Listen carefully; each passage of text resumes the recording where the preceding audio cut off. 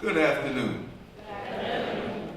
Don't let the slowness in which I mounted the stage indicate that I cannot do what is necessary today, which at this hour of the afternoon is to engage you in a different kind of discussion. At least I hope to do that.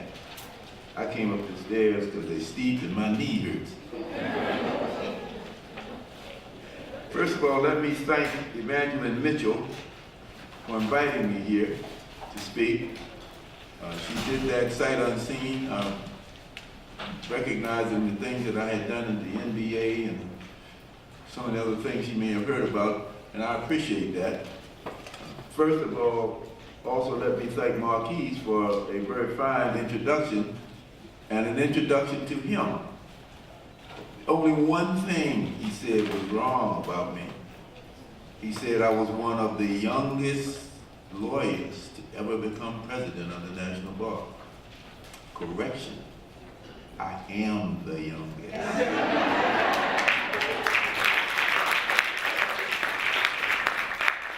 I wear that with a source of pride because there's another young man who followed me by the name of Robert Harris from San Francisco, who likes to go around telling people that he was the youngest. Well, he's younger than me by a few months, but he became president of the bar when he was 35.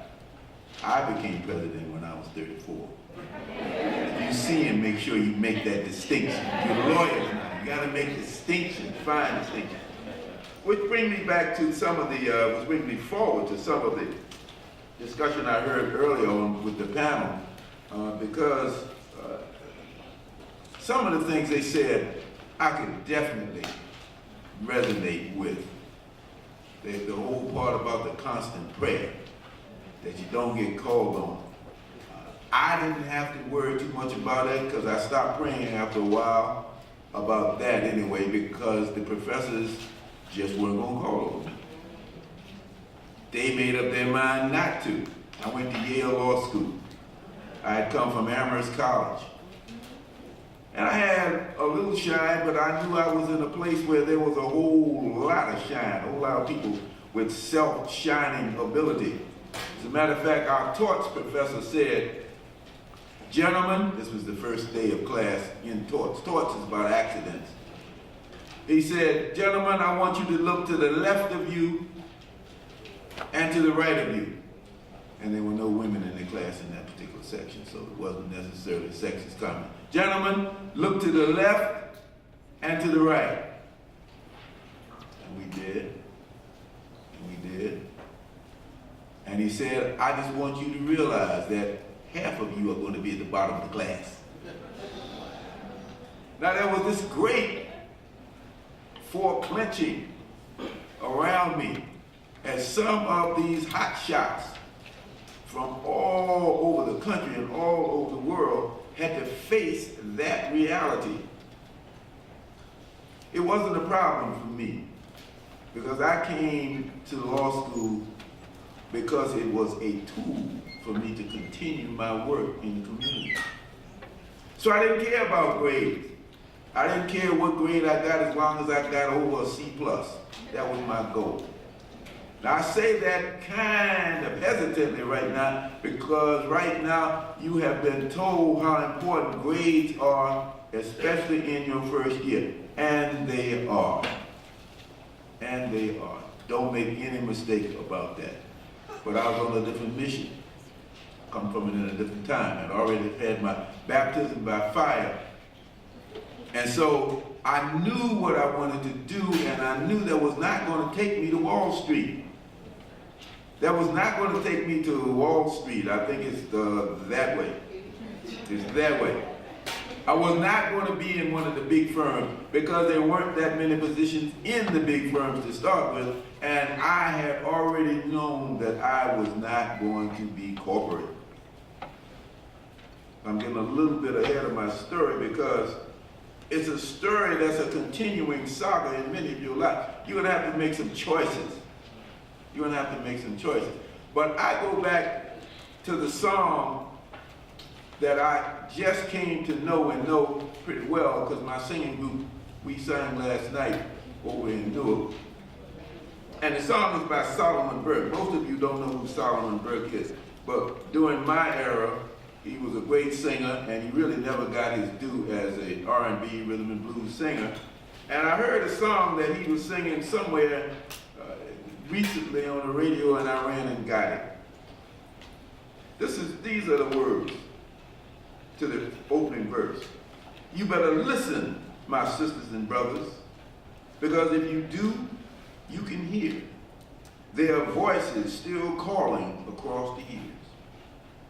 And they're crying across the ocean, crying across the land, and they will continue to do so until we come to understand. None of us are free. None of us are free.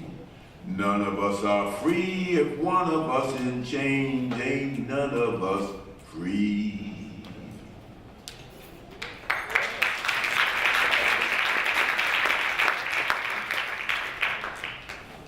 So we're not free. That election is all about what my friend Solomon Burke said. My friend in general. I never met him. But you see, a lot of us don't understand that this is the story of Trump, because none of us are free because there's so many people who are not free. Look at the people who are on his side. People who are not free of hate, full of fear, full of self-doubt, full of envy. Hate your brother, hate your neighbor, hate somebody because they are from a Muslim country. Hate, hate, hate, hate, hate. They're not free. And they cannot be free as long as that's true. But then you got to look at our side.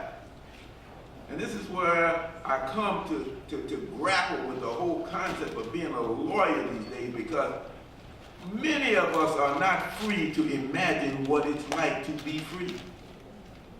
To imagine a society that is going about the business of making something for all of us can be worthwhile, something to be tangible in our hands, we can hold and say, this is the way I want to live, as opposed to voting and having to settle for somebody who is the lesser of two evils. That's why a lot of people didn't come up, because they could not come to grips with that contradiction. And so they weren't free to express themselves, nor were they free to understand the power of the vote, the power of being together, the power of working together, the power to learn to live and to love one another once we are in the concept and once we are in the business of struggling for a better world. Now, I wrote a book. The book's outside. Hope some of you all will come out and buy it. But I want to make a little point, because somewhere I learned that concept that Solomon Burke put so eloquently in words and song, and maybe that's why I resonated toward it. I went to jail for the right to vote. I went to jail in Montgomery, Alabama. I went to jail when I was probably about the age of which you are right now. At one point, there's a whole lot about what happened when I did that, and it's an interesting story, I think. But at one point, there were so many of us in jail in Montgomery that they had to send some of us to Kilby State Prison. And I was one of those who went. This is what happened. Because there were so many of us, the powers that be decided to move some of us to Kilby State Prison. After one night of singing and clapping and raising as much hell as possible, I was among those transported to Kilby, which was more than an hour's drive away. I remember that it was cold, which made the ride actually seem longer than it was. There were 150 to 200 of us transferred to Kilby.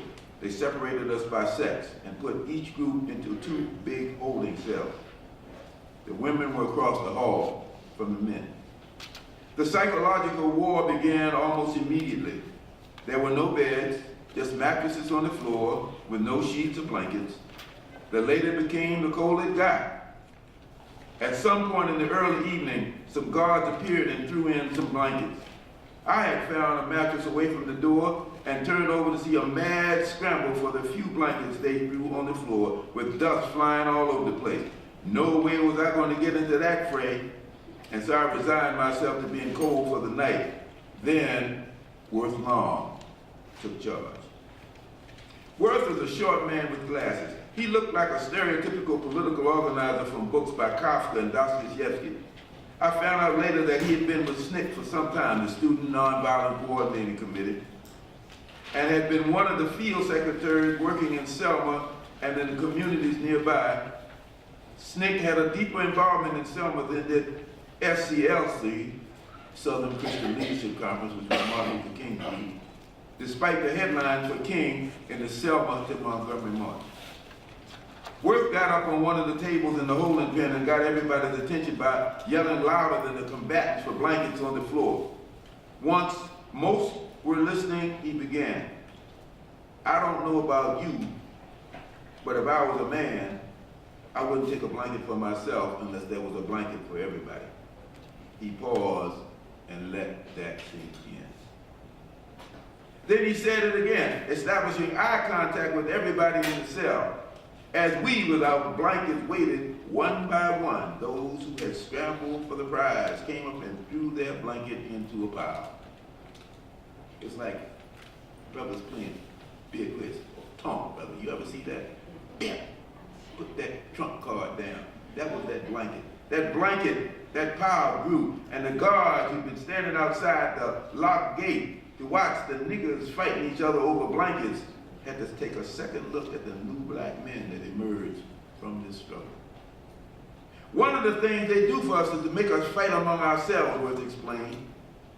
If they can't get blankets for all of us, then we all ought to sleep cold.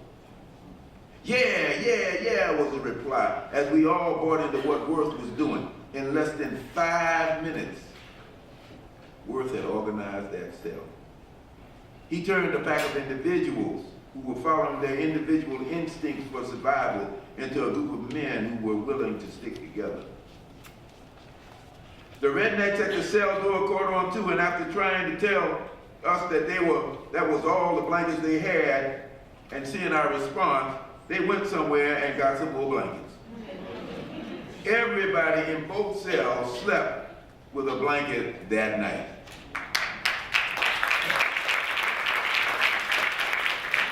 All I could do was look at Worth and say to myself, wow. Worth had defined the terms of confrontation and showed us how to win an immediate victory. From that point on, we were a unit and not just a bunch of stragglers thrown into a cell together. Freedom. Freedom to organize. Freedom to submit to the discipline of the group. Freedom to find those low-hanging fruits that you can pick and organize folks and bring them together. That's what I'm talking about. As we enter the age of Trump, as we enter the age of Trump, we need to know more about that. And so I went back to college. and I wanted to come south, but then a man named Tom Hayden came and said to me, you know, the civil rights movement is over. You ought to think about coming to the north where the problems are much harder, where there's more than just race, where there's class involved, and the issues of class that's going to require a different kind of thought process, different kind of skill set. And so I listened. But in the meantime, my mother and my father were on me every day, it seemed. Son, you can't just be a professional civil rights worker. You got to do something with yourself. You need to go to law school or something. So I said, all right, I'm going to law school. I'll apply to law school. Not thinking that I was going to get in. But I applied and I got in. And so then when I started working in Newark, which I did, and I decided I was going to stay there, I eventually realized the personal power, opportunity, or empowerment that I had been given by that trip to law school.